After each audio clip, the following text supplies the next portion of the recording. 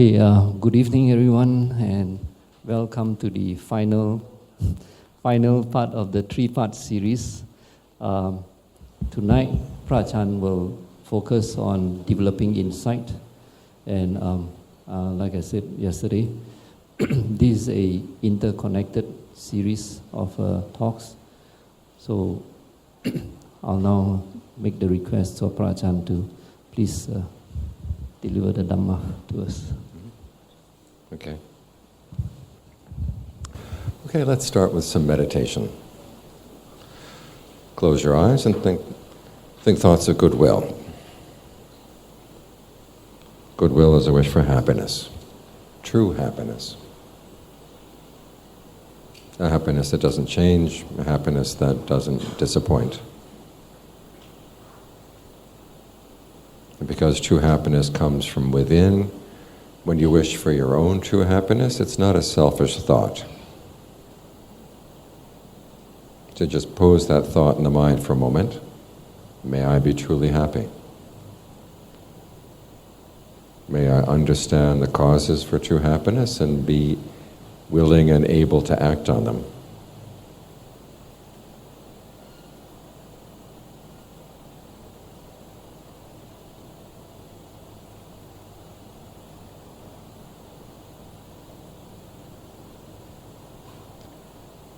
And then extend the same thought to others. Start with people who are close to your heart, your family, your very close friends.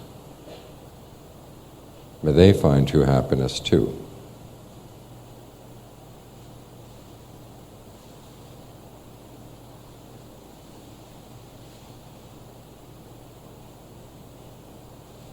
And then spread that thought out in ever-widening circles to people you know well and like, to people you like even though you don't know them so well, to people you're more neutral about, and to people you don't like. Remember that the world would be a much better place if everyone could find true happiness within.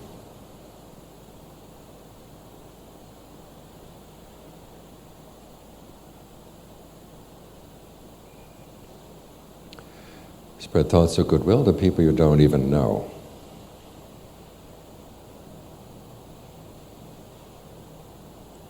And not just people, living beings of all kinds.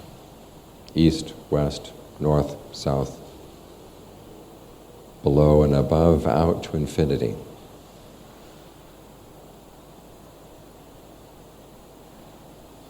May we all find true happiness in our hearts.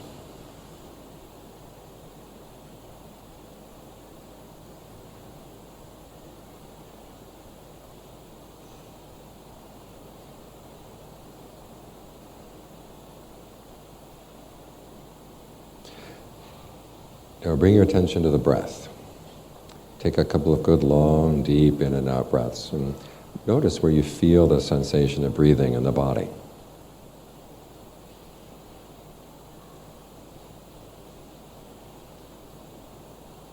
Because when we talk about breath, it's not just the air coming in and out through the nose, but also the flow of energy in the body that allows the air to come in and out.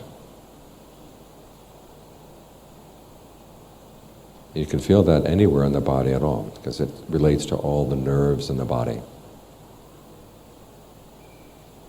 But wherever it's most prominent, wherever it's clearest, focus your attention there. And then the next question is the breath comfortable? If long breathing is comfortable, stick with it. If not, you can change. In long, out short, in short, out long, or in short and out short, deep, shallow, heavy, light, fast or slow. Try to see what rhythm and texture of breathing feels best for the body right now.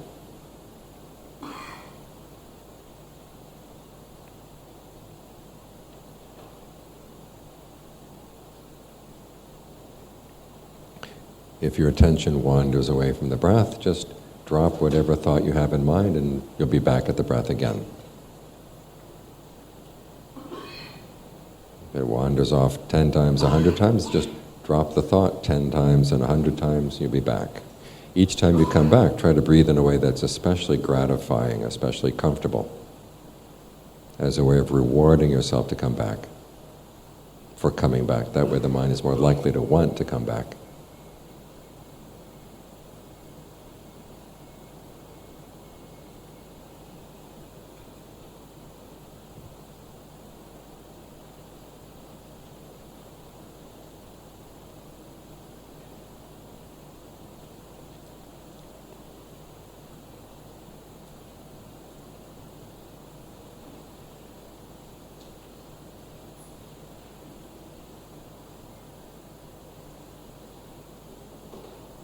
And as the breath starts getting comfortable, the next step is to try to be aware of the whole body as you breathe in and breathe out.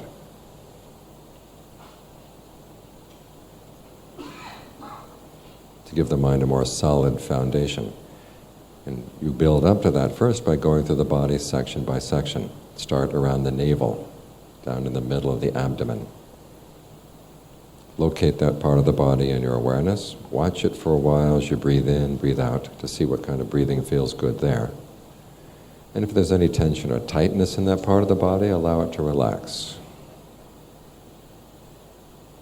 If there's any sense of blockage, think of it dissolving away.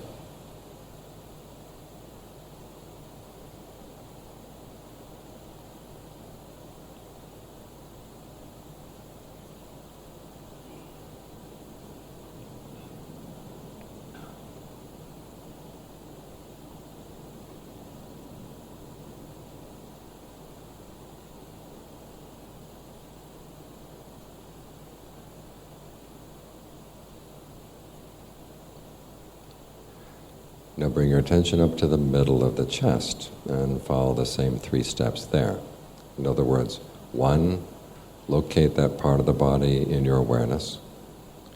2, watch it for a while as you breathe in and breathe out to see what rhythm of breathing feels good there. And 3, if there's any tension or tightness in that part of the body, allow it to relax. Think of the breath dissolving it away.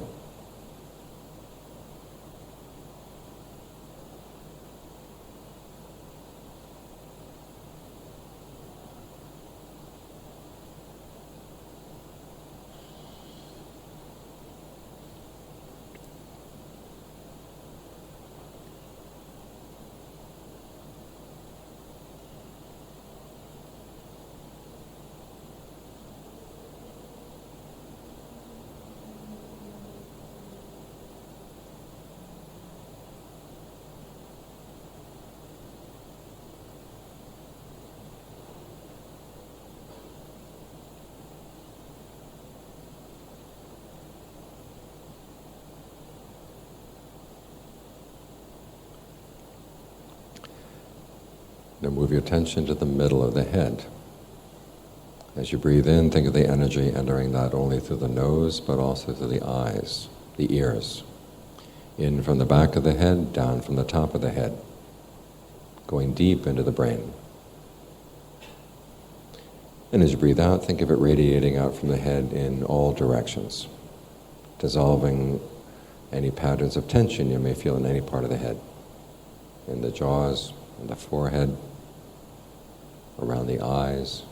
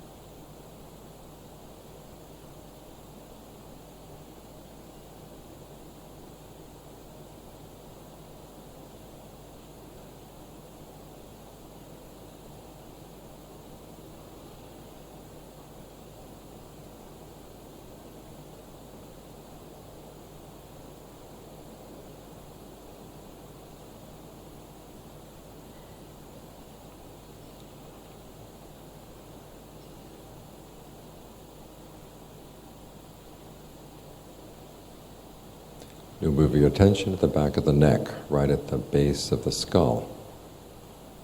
Think of the breath energy entering there from the back, going into the neck, down through the shoulders, the arms, down to the tips of the fingers. And then as you as you breathe out, think of it radiating out from all those parts of the body into the air.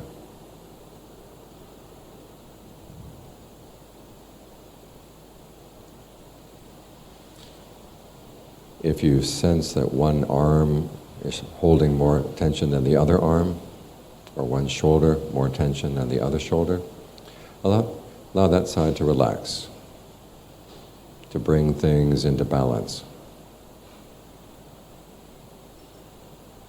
And see if you can keep it relaxed all the way through the in-breath, all the way through the out.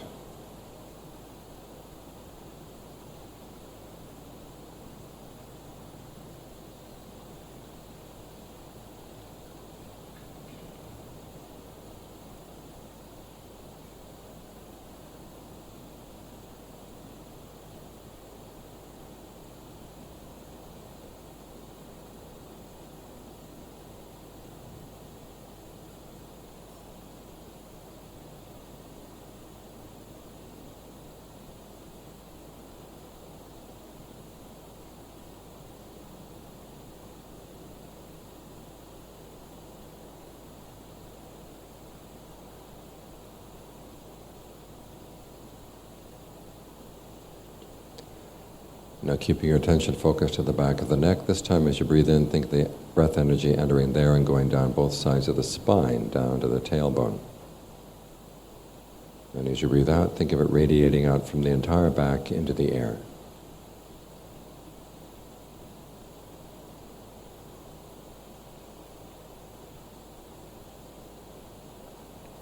And again, if one side of the back is holding more tension than the other side, allow that side to relax.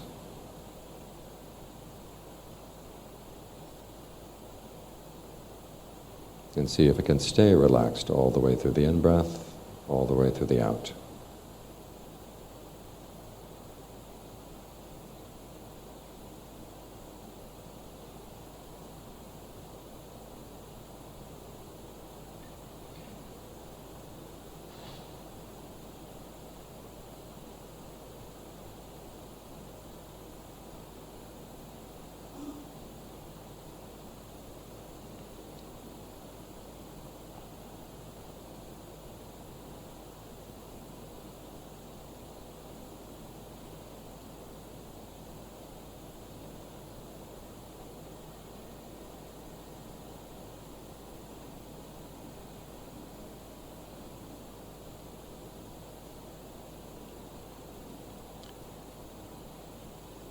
Now bring your attention down to the base of the spine.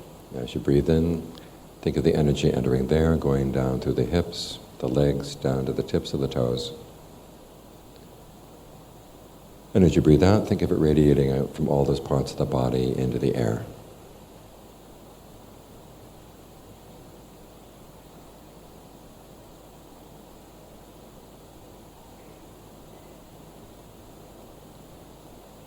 And here again, if you find that one side of the body is holding more tension than the other, let it relax.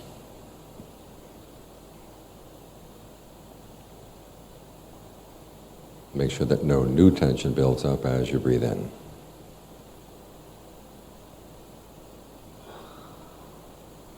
That you're not squeezing the energy out as you breathe out.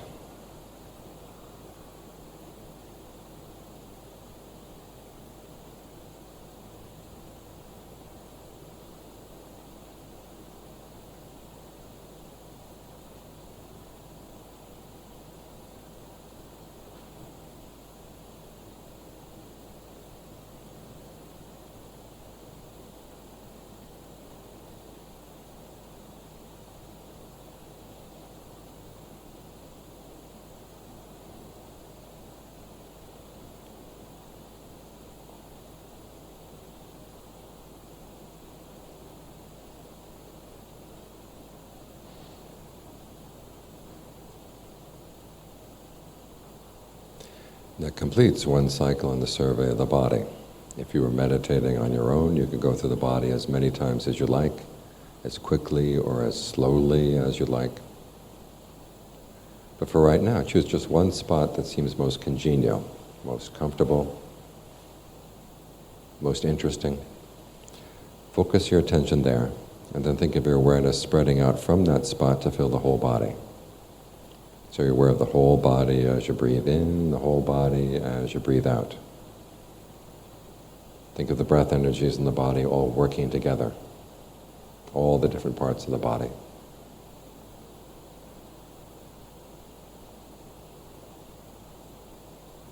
And that's your only responsibility right now. Try to maintain this sense of centered but broad awareness.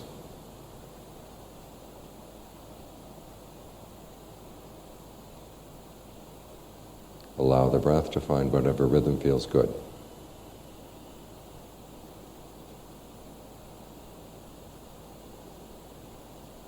Just keep reminding yourself as you breathe in, whole body. As you breathe out, whole body.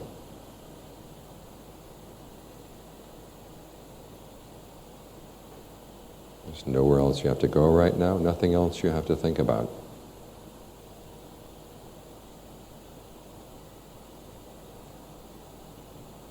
This centered but broad awareness is healing for the body, healing for the mind.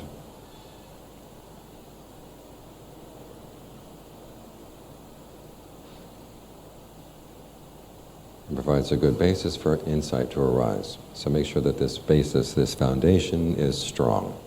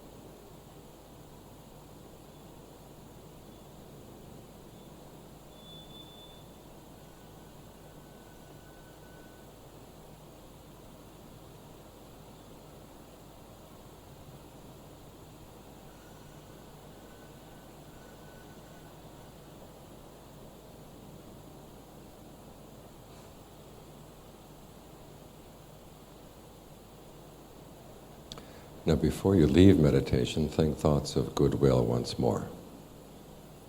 Think of whatever sense of peace or well-being you felt for the past session and dedicate it to others. Either specific people you know are suffering right now, or all living beings in all directions.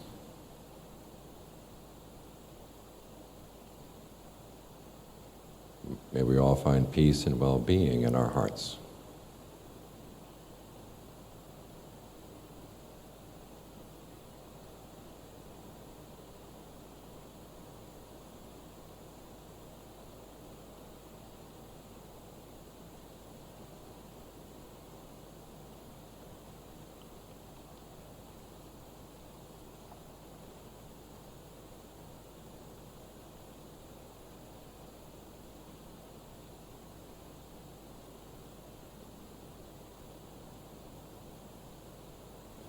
And with that thought, you can open your eyes.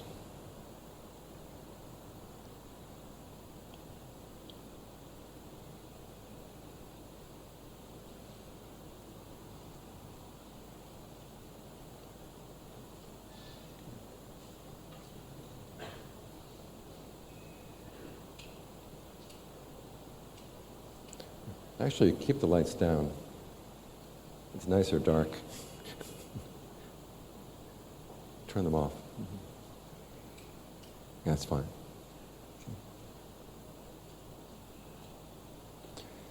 For the past couple of nights, we've been talking about how important it is when you think about the Four Noble Truths and the three characteristics, which are the main wisdom teachings in Buddhism, that you put the Four Noble Truths first. The Four Noble Truths carry duties. They imply activities that you have to do. They don't just sit there. They're activities, the truths that you have to work on, truths that imply duties, the things you have to do. Suffering is something that you want to comprehend. Its cause is something to let go of. The cessation of suffering is something to realize. And the path is something you want to develop. So as you learn these truths, you realize, okay, there's something I have to do based on knowing these truths. Whereas the three characteristics don't necessarily carry any duties. If you use them in the context of the Four Noble Truths, then they do carry duties, but on their own, they don't carry any necessary duties at all. They're just descriptions of the way things are. We talked about in the first night how the practice of the Four Noble Truths is connected directly to the practice of merit. Last night we talked about how important it is to put the Four Noble Truths first when you're thinking about the practice of mindfulness and concentration. And tonight's talk is going to be on the importance of putting the Four Noble Truths first when you think about insight. Because if you put the three characteristics first when you think about insight, what usually interpretation is that the mind is essentially passive, and if it's left to itself, it would be okay. But things come in, make contact with the mind, and the mind reacts, trying to control things that are going to change. And it suffers because it's trying to control the change. And the solution that's proposed is that if you just realize that there is no essence to anything, that things are constantly going to be changing, and just accept the fact of that change, then you're going to be okay. But you have to ask yourself, does the mind really work like this? It would be like saying, hey, food is inconstant, food is stressful, food is not self, food is impermanent, my stomach is impermanent, I just won't eat. It doesn't work that way. Hunger drives you. And it's the hunger, as the Buddha says, it's desire is what drives our experience. Everything we work for is based on the fact that the mind wants to feed. We don't only feed on physical food, but we also feed on emotional food, mental food. We feed on our relationships, we feed on our wealth, we feed on our status.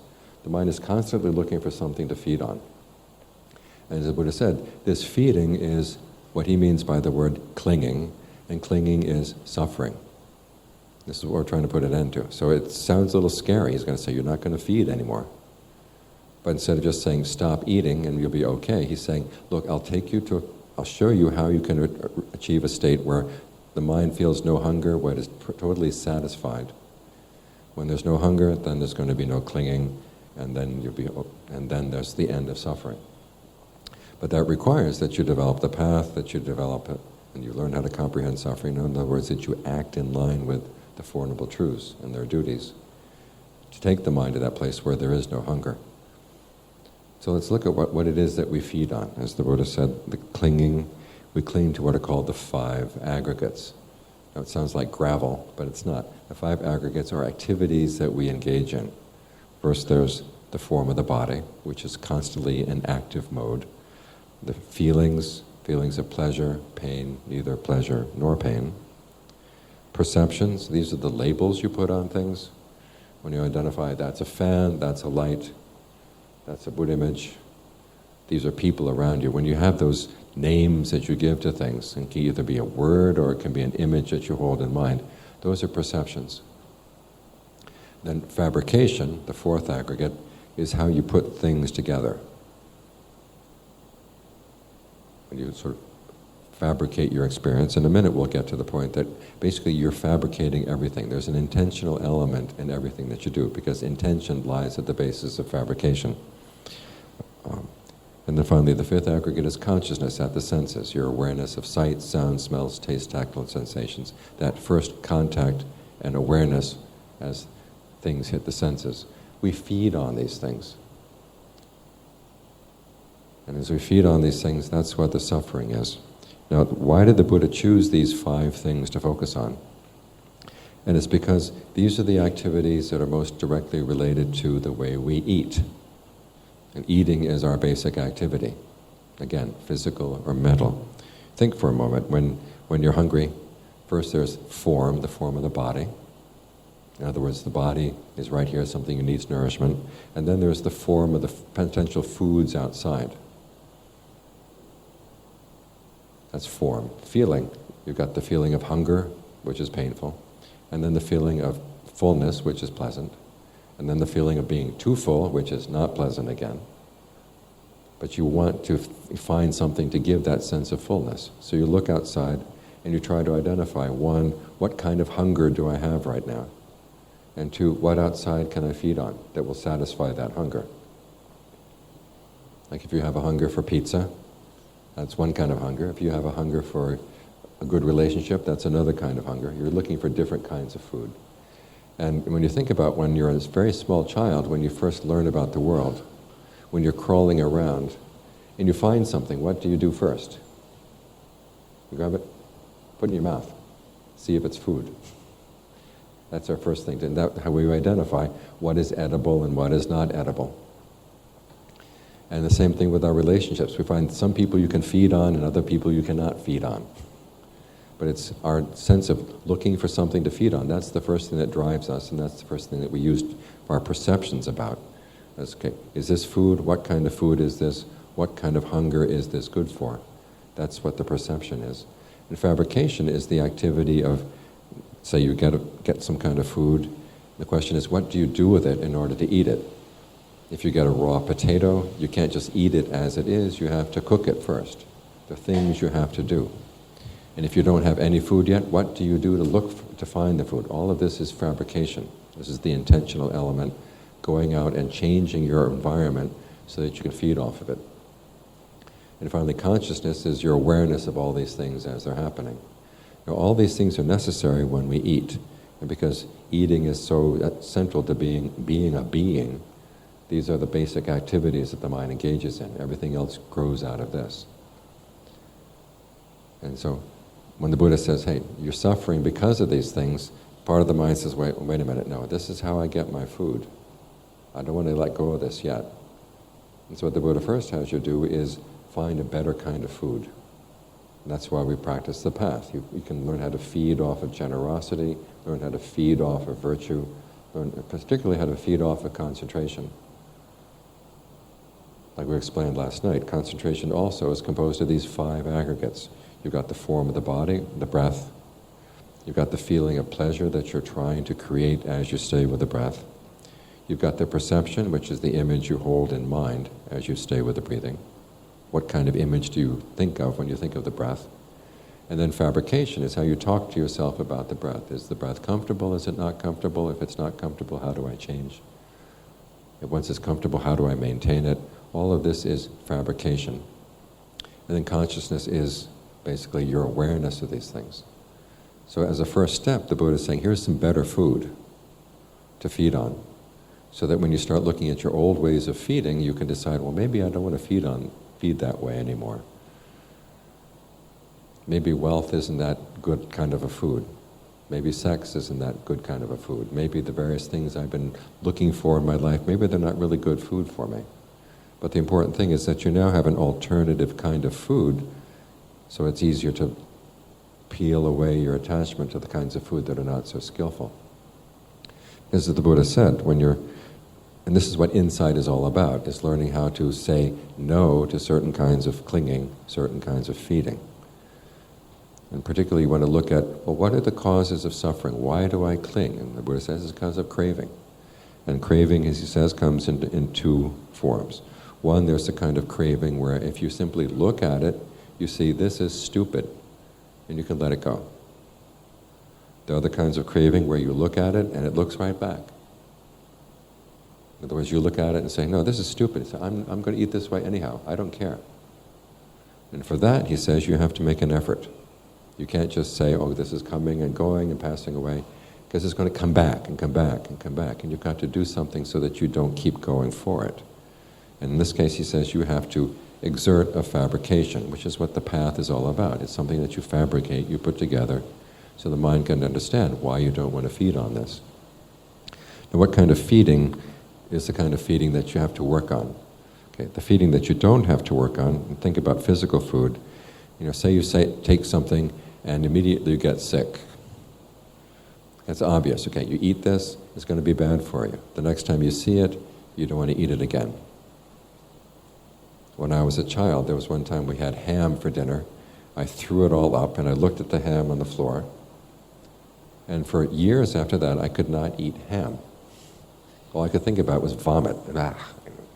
So that's the kind of feeding that is very easy to deal with.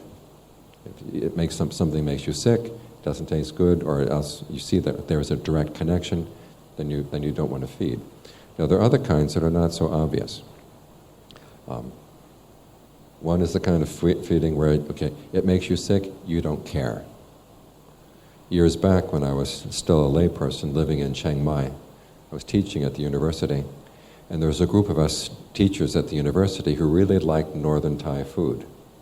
So once a week we would get together, and we knew where all the best markets were in town, which market had the best Nam Prek Ong, which market had the best Gai Yang, which market had the best Gang Hang Lei, which market had the best Lab. And we'd fan out into Chiang Mai and get all the best kinds of foods, and then come back and eat it. And the next day, everybody would have diarrhea. And the following week, we'd do it again. So that's a case where I don't care. The food makes me sick, I don't care. It tastes really good. And so it's a case like this where you have to remind yourself, okay, maybe getting sick is going to have a long-term consequence. So the parts of the mind that you have to keep reminding yourself, okay, this may taste good, and maybe you can see that there's some drawback to it, but the drawbacks really eventually are worse than you think they are. They're not really worth the flavor, because after all, the flavor of the food stays in your mouth only very briefly. And then you can't get any benefit from it. You think about that and you say, this is really stupid, what we're doing. But again, it takes some determination, and it takes some thinking on your part in order to say, wait, I don't want to do this anymore. The second kind of issue is where you don't see the connection, and it's something that you're doing all the time, so you just accept that suffering that is normal. You don't really see that it's abnormal. Years back I was reading about a peasant household in Bhutan where the house was built up on stilts, and right below the house was an open pit toilet. And sure enough, the flies would buzz around what was down in the open pit toilet, and then they come up and they would land on the food.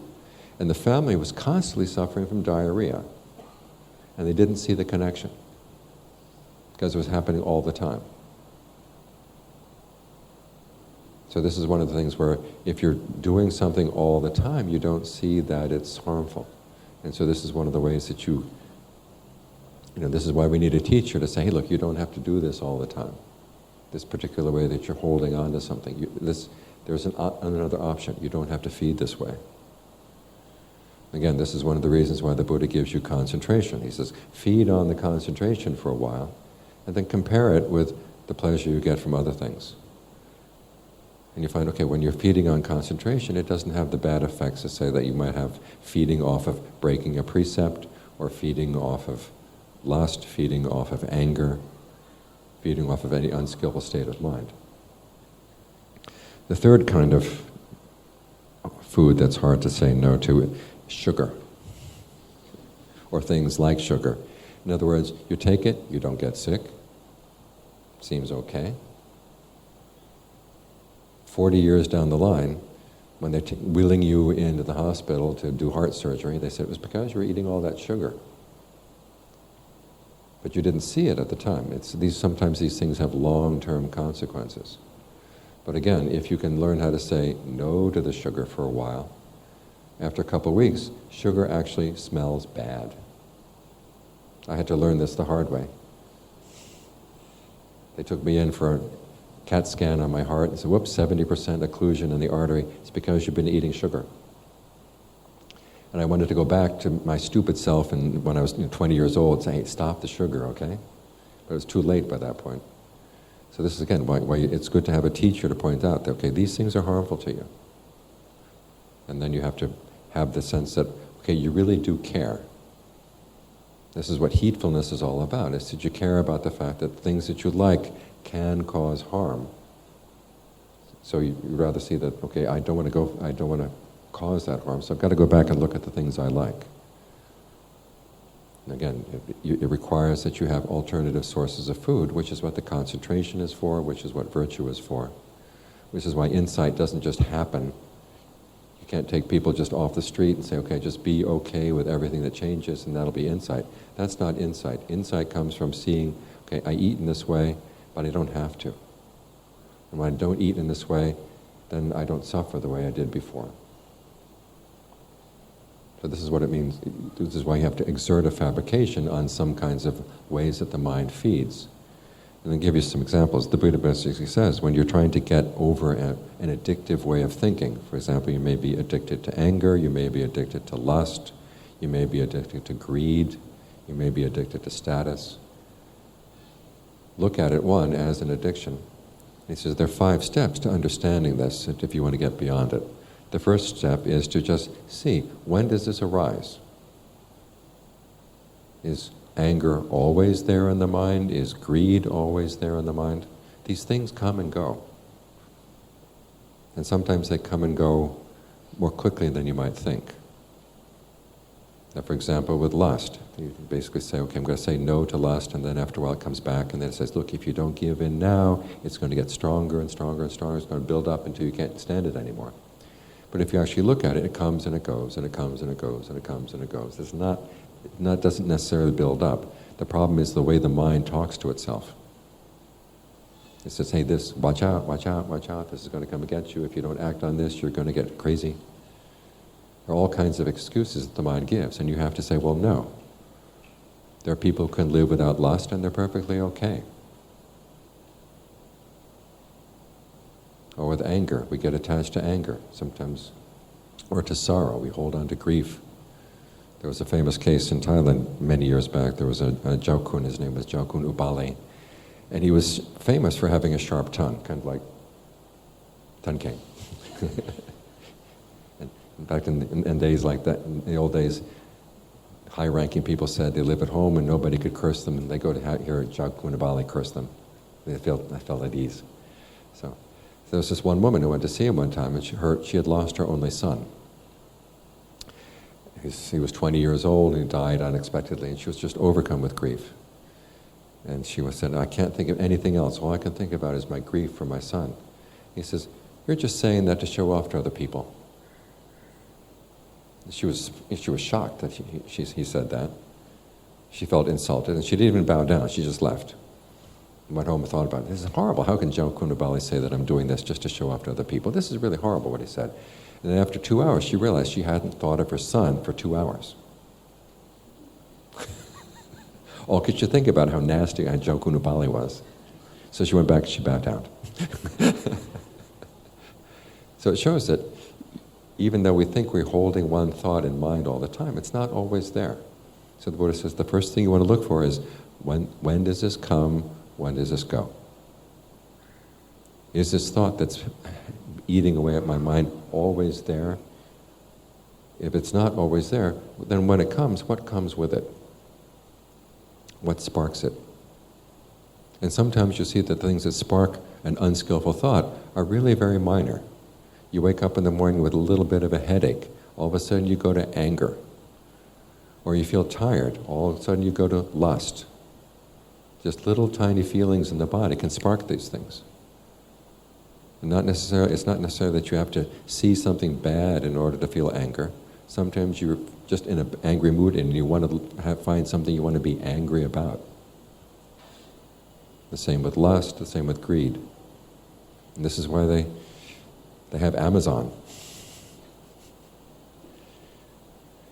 You can't think of anything you want, you go and you look on Amazon to see, maybe there's something I want to want.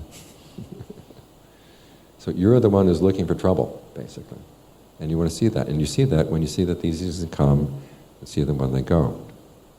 Those are the first two steps. Seeing how these things come, seeing how they go. When they go, why do they go? Sometimes you lose interest. Sometimes something else comes up and just kind of pushes it out of the way. And what seemed so important 5 minutes ago is suddenly not important anymore. Something else comes in and pushes it out. Like Jaukunabali yelling at the woman. Okay, when you see these things coming and going, and you want to see why they come and why they go, then the next step, the third step, the Buddha says, is look for their allure. What's attractive about these kinds of thinking? Why is lust attractive? Why is anger attractive? Why is greed attractive? What do you get out of these things? And sometimes it's easy to see why you enjoy them, and sometimes it's not. And when it's not easy to see is because maybe you're embarrassed about it. Like you tell yourself, gee, anger is horrible, I say horrible things, I do stupid things when I get angry, and then you go back for it again. And it's not that the anger just comes out of nowhere and attacks you. You're the one who sides with the anger. You're the one who picked it up. And you have to look for it. When I pick it up, why? What do I find attractive about the anger? And again, this requires good, solid state of concentration in the mind to see this, because all too often the mind will hide to itself the reasons why it goes for unskillful things. This requires a lot of honesty. And then the next step, of course, is after you see the allure, is you look at the drawbacks. Like eating Thai food once a week and then having diarrhea. Sometimes the drawbacks are easy to see, sometimes they're not so easy, sometimes they're long-term. When they're long-term, you want to bring them to mind. You don't have to wait until you're suffering before you say, gee, I shouldn't have done that. The Buddha says there are basically 5 kinds of people in the world. He compares them to 5 kinds of horses. The first horse, all you have to do is say, whip, and the horse will do what you want it to do. The second kind of horse, you have to show it the whip, and the horse will do what you want it to do. The third kind of horse, you actually have to touch the horse with the whip a little bit, say, I'm serious. Then the horse will do what you want it to do. The fourth kind of horse is when you have to dig a little bit into the skin before the horse does what you want it to do. And the fifth kind of horse, you have to get down to the bone. So which kind of horse do you want to be? The Buddha's been telling us ever since 2,600 years ago, anger is bad for you, greed is bad for you, lust is bad for you, delusion is bad for you. And for 2,600 years you haven't been listening.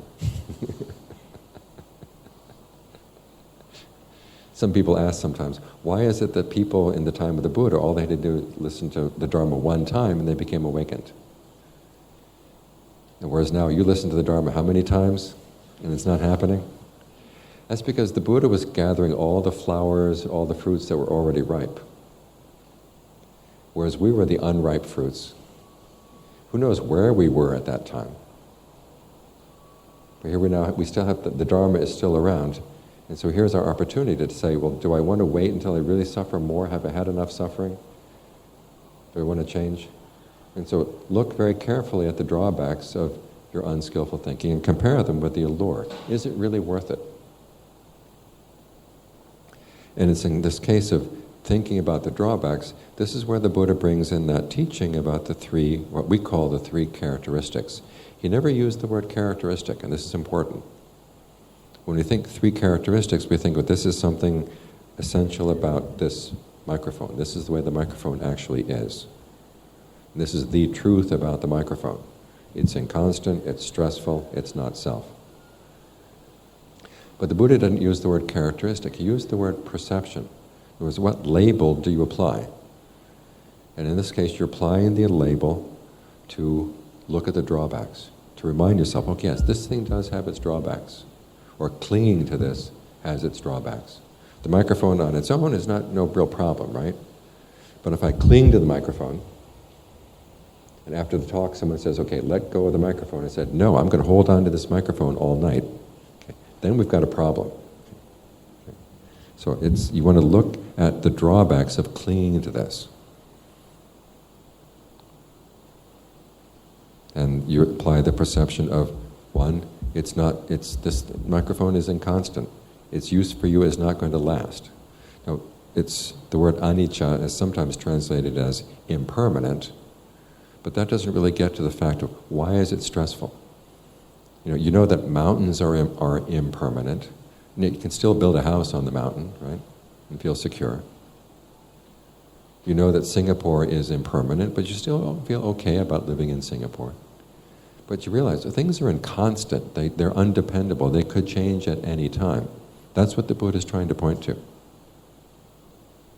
And particularly, as my teacher used to say,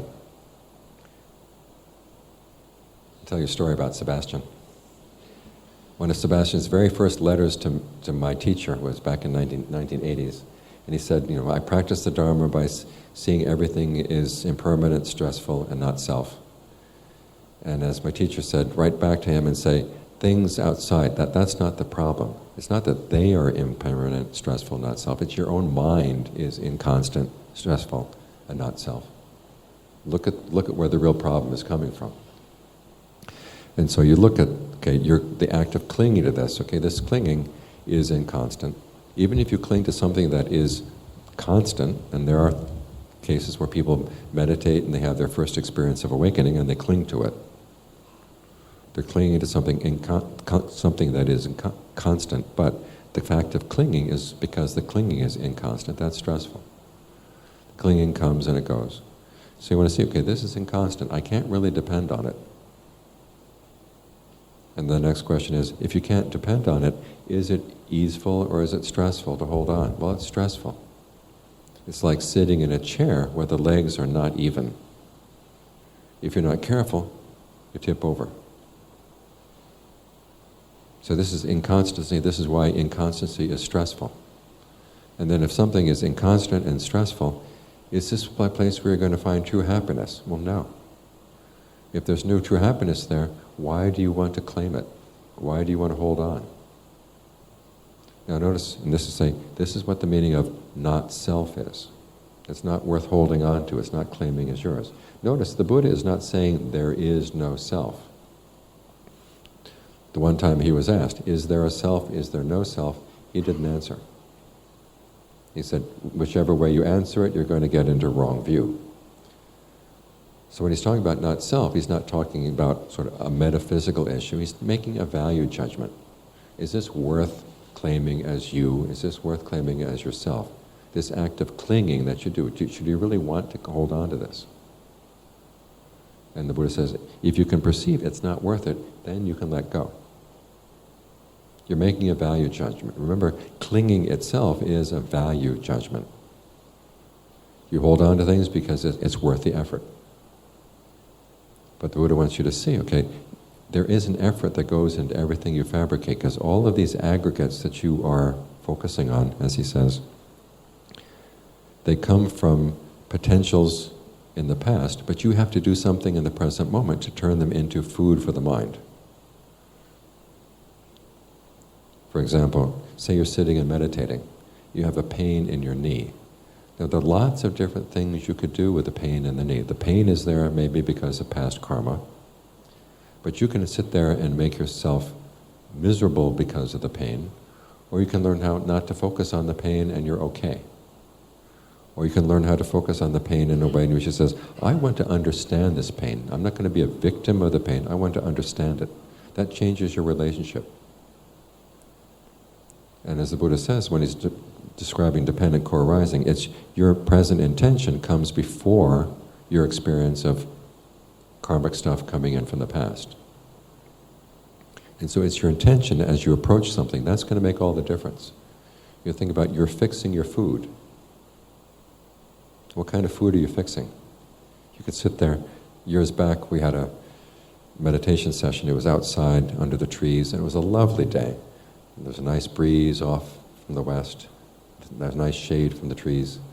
And there's this one woman who was brought there by a friend of hers. And I personally had a very nice meditation session. And at the end of the session, the woman who was brought by the friend opened her eyes and said, I have never suffered so much in my life. Sitting still for 1 hour, you know. And you know, her body was the same body as before she came in, after she left. But it was what she did with her sensation of the body at that time that made her suffer. And so the Buddha wants you to see, here you are doing all of this to create food for the mind, but you're creating lousy food. Do you want to keep on doing this?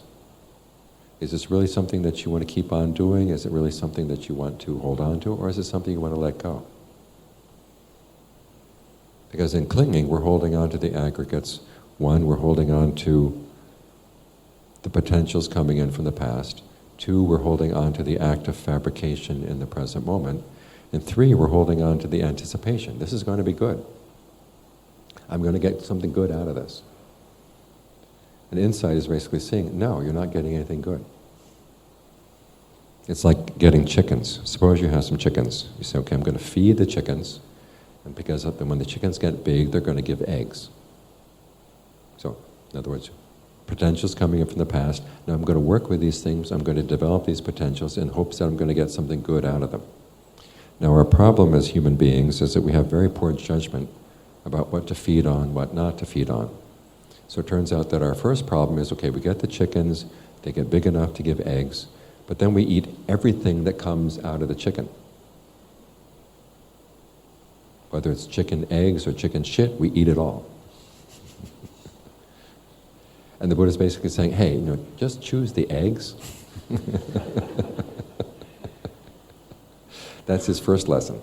That's why he says, feed off of generosity, feed off of gratitude, feed off of virtue, feed off of concentration, feed off of practicing the path. Don't feed off of the chicken shit. Okay. Now the problem is that these chickens are not just ordinary chickens, they're the chickens from hell. Because as the Buddha says, even when we feed off of good things, they come back and they feed off of us. The aggregates chew on us all the time. Feelings chew on us, our perceptions chew on us, fabrications chew on us. We lie down at night and the chickens come and they peck at our eyes. So realize, okay, I've got to stop feeding chickens altogether. And this is where the Buddha says, okay, there's better food. There's the food of release. There is the food of nirvana. And that's what the insight is for. So when you realize, okay, there is the possibility of a higher happiness, then it makes it easier to look at, okay, this is the happiness that I've been developing out of feeding these chickens and eating their eggs and eating everything else. Okay, but there's something better. Maybe I can stop doing this. And this is what the three perceptions are for, is to say, okay, these chickens are inconstant, they're stressful, and they really don't want to keep on feeding them. You want to let them go. This is what insight is all about. So when you find yourself dealing with some unskillful thought in the mind, remember the 5 steps for dealing with them. Okay, you don't have to keep on feeding, say, off of anger. You look at when it comes, why does it come? The things that spark anger, do they really deserve your anger? Are they really worth it? When it goes away, does it go away only because you've resolved the issue or simply you've lost interest? If it's because you lost interest, then you begin to wonder, well, what is this anger anyhow? Why does it seem so important? Why do I want to go for it? And then you look at the allure, what is it that you like about the anger, and then you compare that with the drawbacks. See that it's not worth it. And that's when you realize, okay, this is not worth claiming as me or mine. And that's when you finally get the fifth step, which is escape. The escape is dispassion. I don't feel any interest in this anymore. Now, dispassion doesn't mean that you don't like it or that you have no feeling at all. It simply means you've outgrown it. You've grown wiser, you've grown more mature. You realize there's something better. It's like when you feel dispassion for chicken shit. It's not because you hate chicken shit. You say, I don't need to feed on chicken shit anymore. There's better things. And that's when you outgrow it. And the next time you see chicken shit, you don't hate chicken shit, but the thought of eating it just doesn't occur to you anymore. That's awakening. So even though this is going to require many stages of the practice as you get to deeper and deeper problems in the mind, but the same 5 principles apply all across the board. Look for when these things arise, when they pass away. What is their allure? What are their drawbacks? When you compare the allure with the drawbacks, do you see, is this worth letting go of? And in some stages of the practice, there will be certain things that you will hold on to. We talked about this the other night. It's like carrying a banana back from the market. You don't throw away the peel until you're ready to eat the banana. In the same way, there's certain things you have to hold on to in the meantime. So hold on to your virtue, hold on to your generosity, hold on to your concentration and your discernment, but learn how to let go of these other things. And then finally you turn around and you look at these things and you realize, okay, I can let go of these things as well. And the Buddha says you apply the same 5 things. You see that, okay, there's an allure to this, but I don't need it anymore. The path requires effort, but you've reached a point where you don't need that anymore, then you can let everything go. That's when the mind is totally free and it reaches a place where it has no hunger for anything at all because it is totally satisfied with what it's found. That's what insight is all about. So it requires some work to get there because you basically have to learn how to understand why you lie to yourself. Saying, I like this, I like that. Is it something that you really like? Is it really worth liking? Maybe there's something better in life. You're making a value judgment and you're getting more and more mature in your value judgments. Remember the other night I told you about the signs going into Las Vegas, where they say 93% return. In other words, you give them $1, they give you 93 cents. Okay. You get to the point where you see the sign and there's no interest. Because you know you've got something better. That's what insight is all about. So, those are my thoughts tonight. We have half an hour for questions.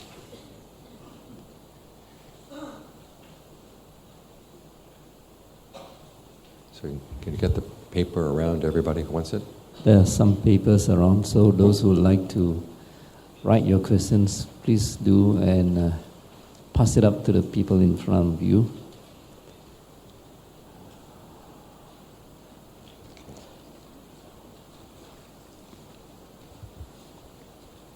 This evening will be the last evening, so oh my God. I would encourage you to ask as many as you can ask. I stop at 9 o'clock, okay? Okay, number 1. How do we deal with addiction and compulsive behavior, such as addiction to gambling, drugs, illicit sex? Okay, what happens is with addiction is it's a lack of imagination. You can't imagine not doing it.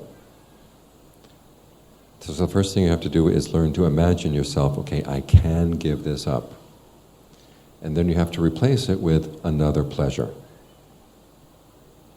And this is where we develop the skills of, learn how to replace it with learning to find pleasure in being generous, learn to find pleasure in holding to the precepts.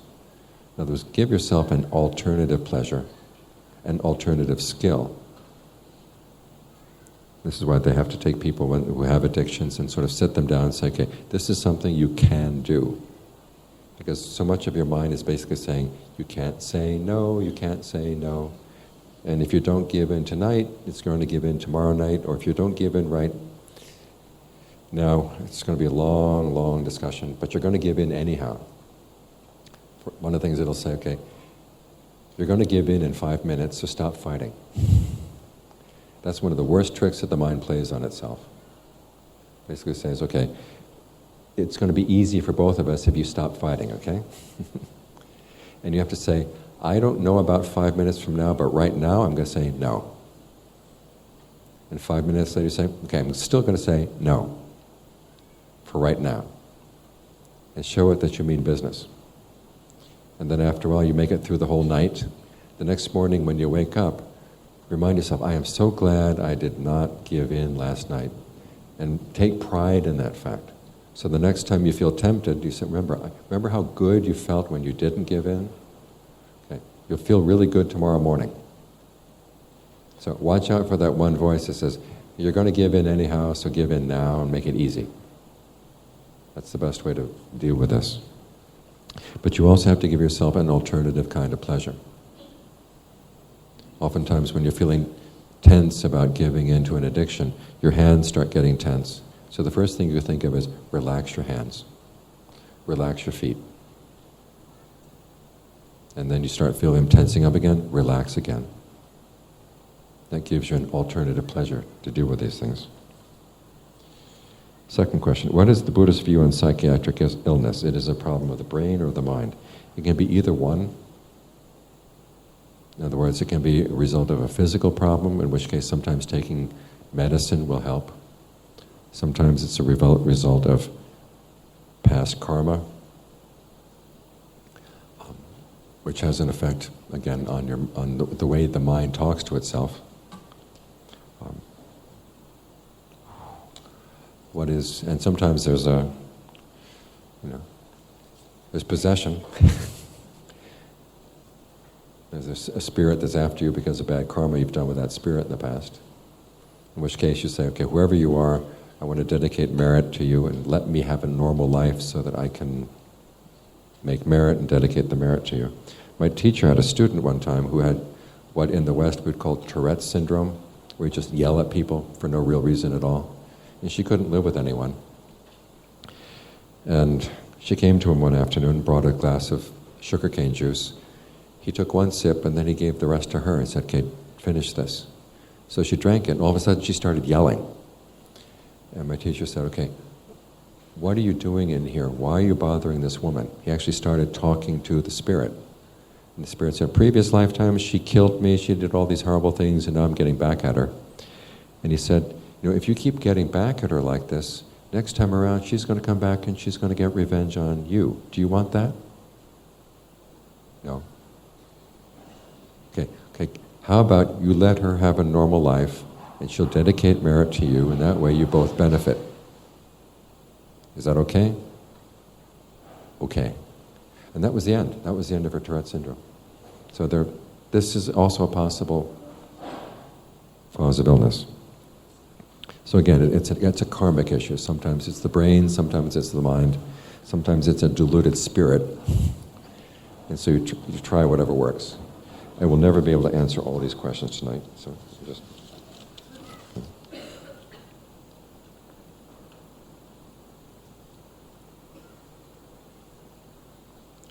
How do I deal with anger in situations where the trigger comes from a person who likes to ask a lot of questions and dig into one's family and personal life and choices? Almost every time they see me. Staying away may not be a good choice most times. Just tell that person, I'm not available to answer that question. Which is perfectly fine. It's inoffensive. Say, I'm just not available. And they'll ask again and again and again, and you just keep saying, I'm not available, I'm not available.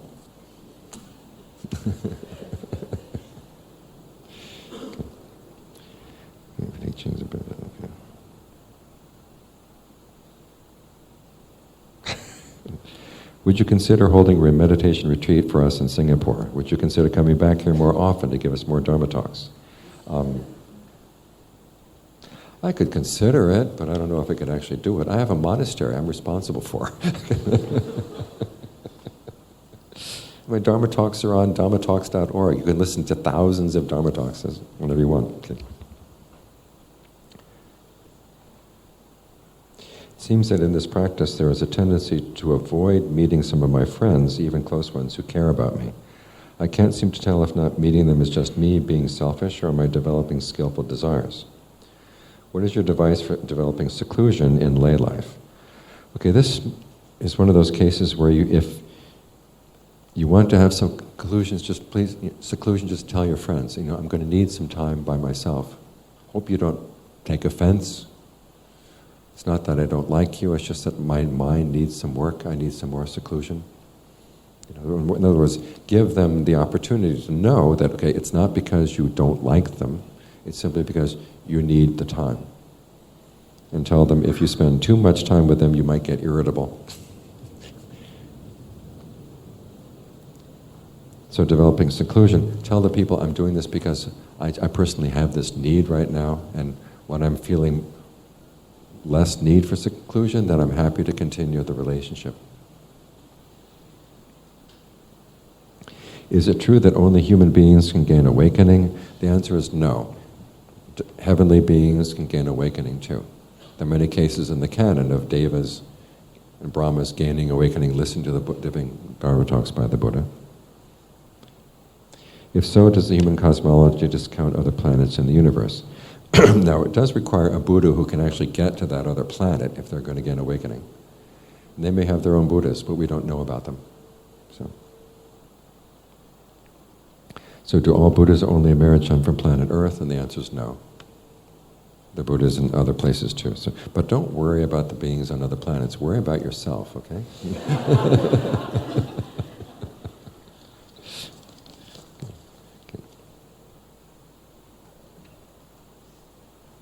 Okay. Killing our parents will be the definite way to hell as a rebirth. Often I have unfilial thoughts that my parents are my burden, and I wish that the day would come when I am relieved of my burden. Is this unfilial? Yes. And also cause for bad rebirth to attract negative karma.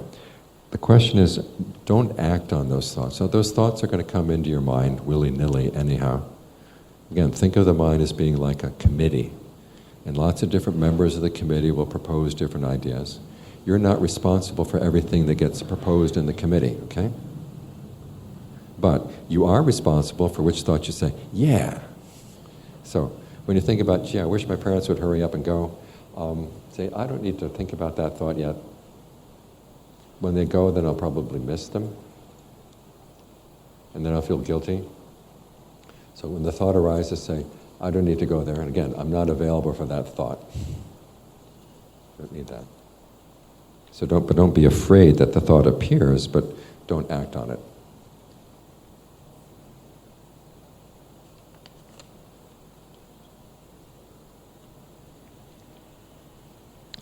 How does one reduce wandering thoughts during meditation as well in daily life? Okay, you've got to choose a meditation topic that you like. If you don't like the breath, you can try goodwill, or you can try analyzing the body into 32 parts. But as soon as, the important thing is that when you catch the mind wandering, just bring it back. Catch it wandering again, bring it back again. And when you catch it, don't yell at it. Just give it something good to come back to. Because if you yell at it, sometimes it'll go further away. But you say, okay, come on back, come on back, come on back. Here's a much better place to be. And as I said earlier, make the breath comfortable. Each time you come back, make it especially comfortable so the mind likes to come back. But don't get too upset when the mind wanders away. Just, okay, at least you catch it. It's better to catch it than not to catch it. So at least I caught it, let's come back. And just keep at it. And if you're persistent enough, eventually it'll be more and more likely to come back. Do you think now there are still arahants in the world? Yes, I do.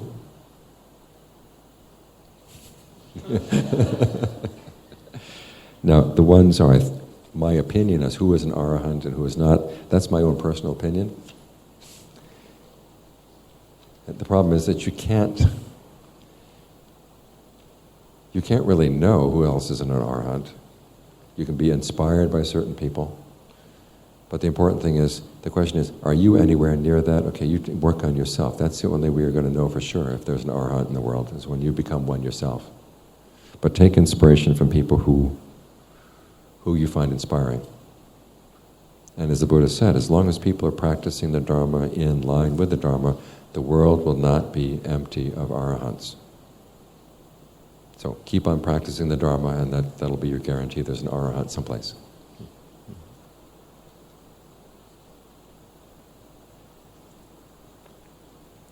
I know very well that things are uncertain in the world, but my mind still likes to worry, and that creates stress. How can I overcome this? Okay, remind yourself that you don't really know what's going to happen in the future. They tell the story about when the British were trying to defend Singapore from the Japanese. You know the story? They thought the Japanese would come from the ocean, so they pointed all the cannons out to the ocean. And then, of course, the Japanese came down the Malay Peninsula and came behind the cannons, so the cannons were useless. So you may plan and plan and plan and plan for the future, for some future problem, and then some different problem is going to arise. So you don't really know what's going to happen, but you do know that regardless of what happens, the best way to deal with unexpected problems is to have more mindfulness, have more discernment, have more concentration. So the best way to prepare for the future is to develop more mindfulness, discernment, concentration right now. That's being responsible. So instead of thinking that worrying is going to be responsible, or a responsible way of dealing with future dangers, remind yourself meditation is the most responsible way to deal with future dangers.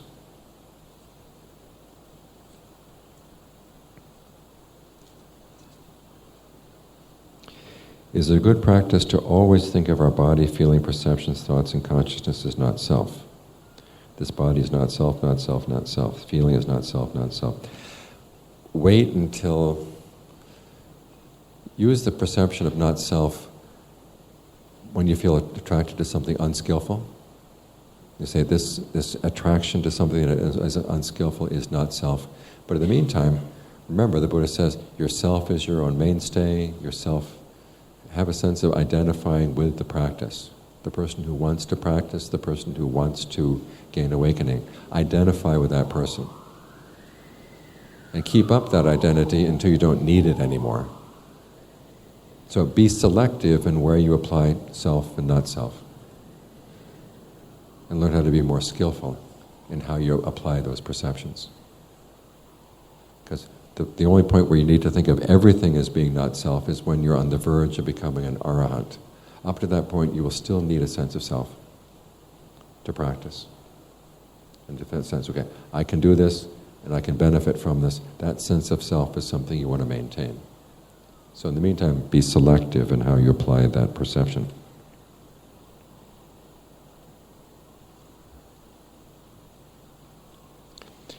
After becoming a monk for so long, what are the 3 most important practices in the path that you have learned?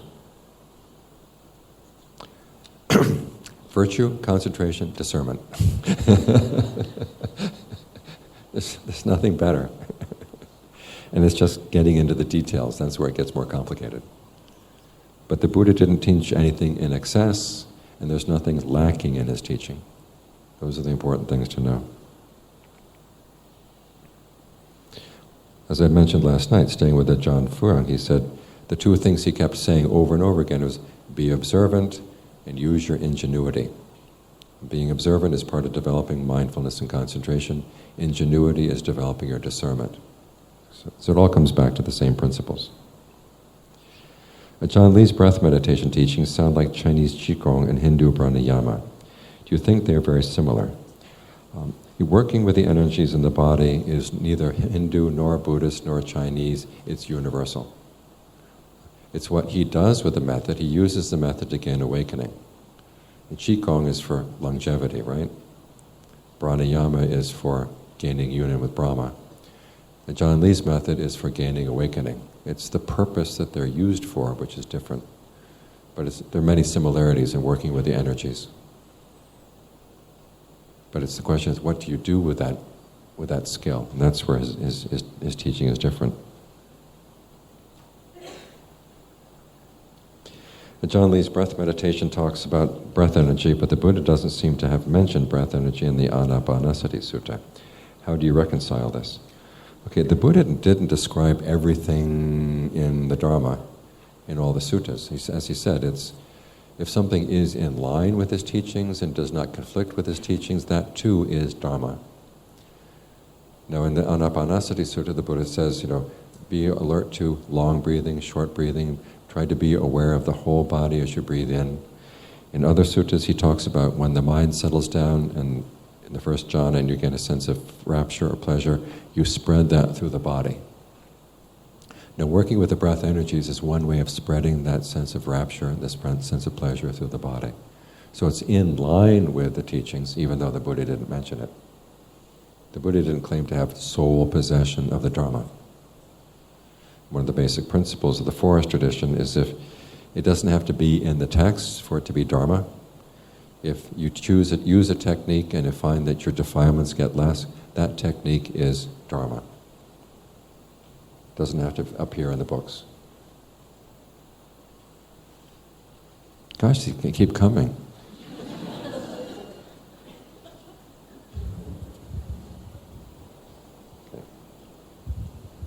My brothers and sisters try their best in helping out in family duties for my parents within their limits. But still there are always more things that need to be done. The burden always falls upon me as I feel responsible to get them done. But this creates a lot of suffering for me. What is your view on this? There was one time when Ajahn Fuang was sick and he needed 24-hour attention. And we had 8 monks in the monastery. And so at first we divided up the time equally. And then one monk said, gee, I have to work on some construction work. And another monk said, I have to work on construction work. So can you take my time? Can you take my time? Can you take my time? And I ended up with a 2 a.m. to 8 p.m. shift.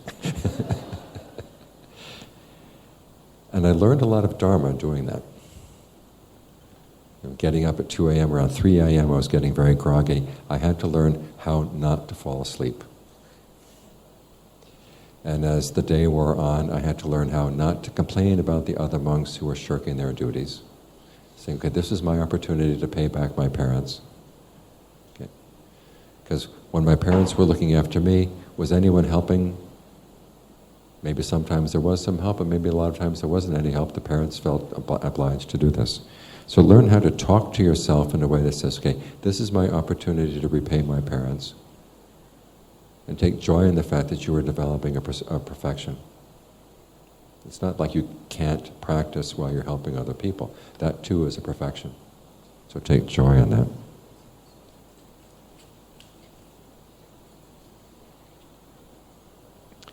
Some forest traditions talk about the citta that does not die, that is permanent. Did the Buddha ever talk about this?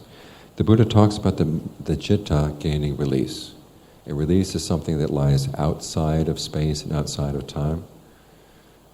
And the Buddha does talk about nirvana as being permanent, but also there's a sense which it is, the word permanent doesn't even apply because permanent applies in space and time. It doesn't apply outside of space and time. But there's a consciousness, there is an awareness that goes with nirvana. So even though the Buddha doesn't talk about the citta not dying, there is this undying awareness, which is what part of the practice is for. When I talked about that space where there's no hunger, that's where there is no hunger. It's this, the Buddha describes it as consciousness without surface or consciousness without feature. And the image he uses is of a beam of light. A beam of light comes through a window into a building. And the first, okay, if there's the wall there, it will hit the wall. Then he asks the monks, if the wall is taken away, what does the light land? The light lands on the ground. If there's no ground, where does it land? It doesn't land. So that's the image of the awakened mind. It's a beam of light that doesn't land anywhere. So, but our notion or our awareness of our own mind is like a beam of light that's always hitting something. You see a camera, it's hitting the camera. You see a person, it's hitting the person. What kind of awareness is that doesn't hit anything, that doesn't land anywhere? That's the awareness of awakening.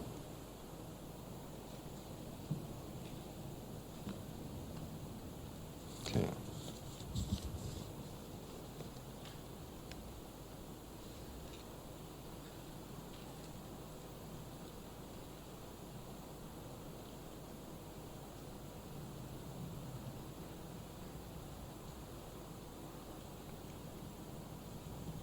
I encountered a translation of the three characteristics which state that anicca means inability to maintain things to one's satisfaction in the long run. Dukkha, suffering or stress that results from believing otherwise. And anatta, we are helpless in the rebirth process because what we seek from within it is ultimately essenceless. Okay, this is precisely what I was attacking in this Dharma talk. Because this is a very defeatist way of looking at the three characteristics. You would look at them within the context of the Four Noble Truths and apply them where appropriate. We are not totally helpless. We can find happiness. The Buddha didn't say there is no self. He says basically, look at the things you're identifying with and realize that sometimes they're not worth it, let them go. But in the meantime, there are some things you do want to hold on to. This is why we call these perceptions and not characteristics. So try to keep that. That's the main point of all the talks that I've been giving for the past 3 nights, is that the Four Noble Truths have to come first. And look at everything within that context. And above all, don't think that you are helpless. The Buddha is basically saying, happiness comes from your actions. True happiness can come from when you make your actions in line with the path. And so always hold on to that belief.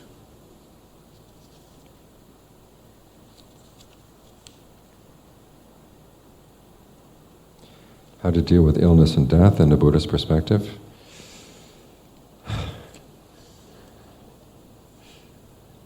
Another 3 Dharma talks. Basically, the way you deal with any suffering, look at it, there's the illness in the body, but the mind does not have to be ill. The body dies, but the mind doesn't have to die. Make that distinction, and then train your mind so that it's not suffering from the illness. In other words, you realize there are certain things that you can do to treat the body, you try them, and if they work, fine. If they don't work, then you say, oh, I've got to maintain my state of mind. Regardless, because we're all going to die at some point.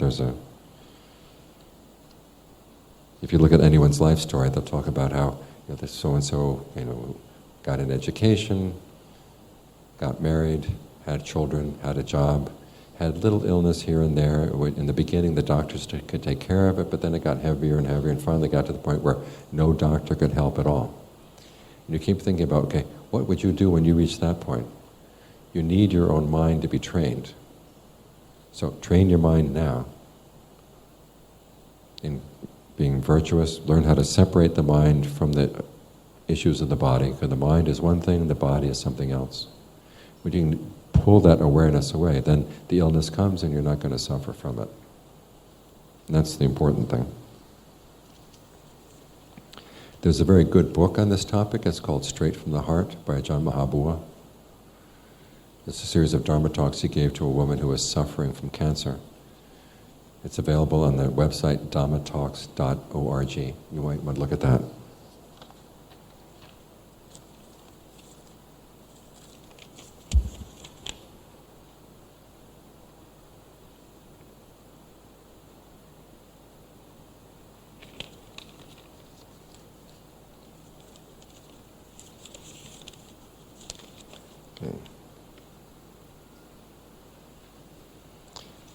That's not really new. Okay.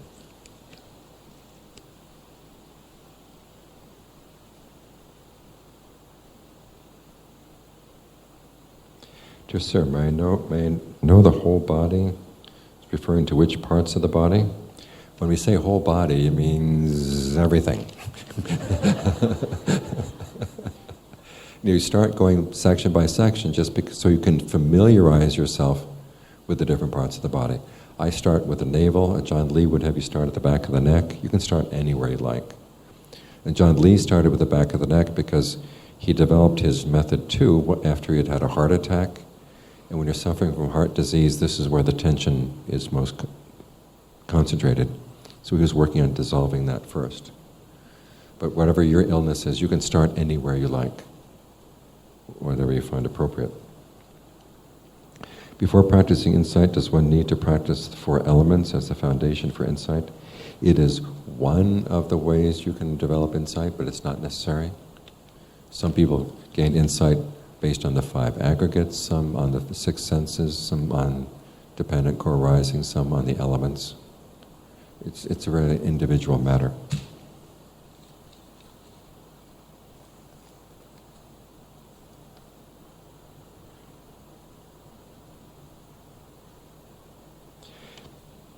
Is there any specific reason why some people can feel the presence of unseen beings, for example, in hotels? Should the person practice more merit? Okay. It's always good wherever you go to practice merit. Practice metta. You go into a place, okay, if there's anybody here, goodwill for everybody. The Buddha recommended that whenever monks stayed out in the forest, that was the first thing they would do, was dedicate thoughts of goodwill to everybody. Now sometimes the spirits are unfriendly, in which case it's good to fill your body with breath energy so that there are no gaps where they can come in. As long as your body is full of energy, that they cannot penetrate. So that's your protection. And then that spread thoughts of goodwill. Okay. One more question and we're done.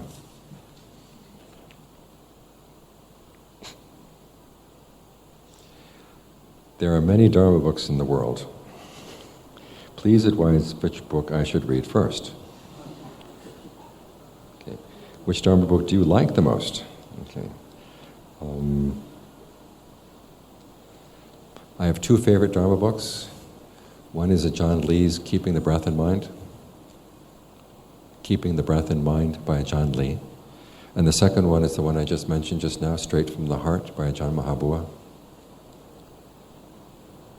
Now those might be a little advanced, but they're really good books.